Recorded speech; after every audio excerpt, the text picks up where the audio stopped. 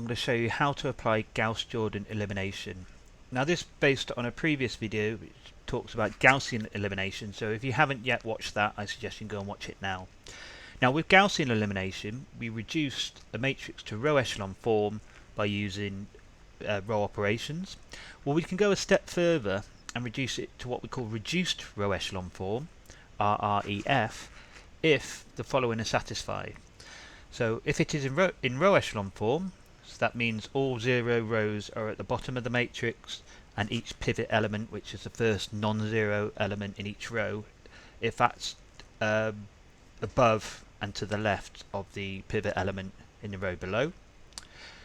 Each pivot element has a value of 1, so this is the additional step to row echelon form. So with row echelon form, our pivot elements don't have to have a value of 1, but in reduced row echelon form they have a value of 1.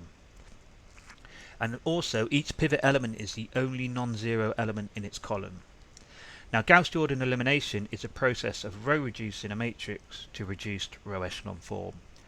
So I'm going to show this by means of an example. So here we have a system of equations, 3 equations in 3 variables, and we start as usual with forming the augmented matrix.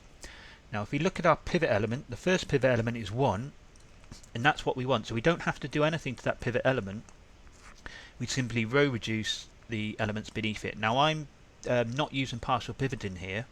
If I was using partial pivoting, I would need to do a row swap first, perform the row operations to reduce the elements beneath the pivot, and then divide the top row by 4, but the example I'm doing here, I'm not using partial pivoting.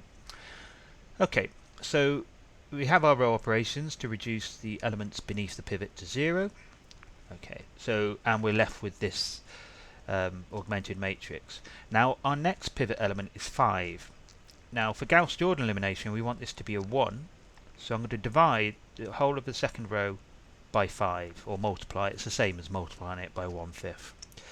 So if I do that now, we can see that the pivot element is now 1, and what I have to do is ensure that the elements, all the elements in the column, only the pivot element is a 0. Now if you look at the first row, that element above a 1 is already 0, so I don't have to do any row operation for my top row. If it wasn't 0, I would have to do a row operation. But the element beneath 1 is 5, so what I need to do is take row 3 and subtract 5 lots of row 2 from row 3. So this gives us this augmented matrix. Now this is now in row echelon form, but I want it to be in reduced row echelon form. So this pivot minus 12, I want this to be a 1, so if I multiply throughout by minus 1/12, makes the pivot, or reduces the pivot to 1. Now the elements above my pivot I want to row reduce to 0. So the first row I'm going to subtract 4 lots of row 3 from row 1, and for the second row I'm going to add 2/5 of row 1 from row 3. Row 3 from row 2. And in doing so, we now have this matrix. So we're in reduced row echelon form to the left of the partition, and we have our constant values to the right. So here, because we had a square coefficient matrix, when it's in reduced row echelon form, it is actually the identity matrix to the left of the partition.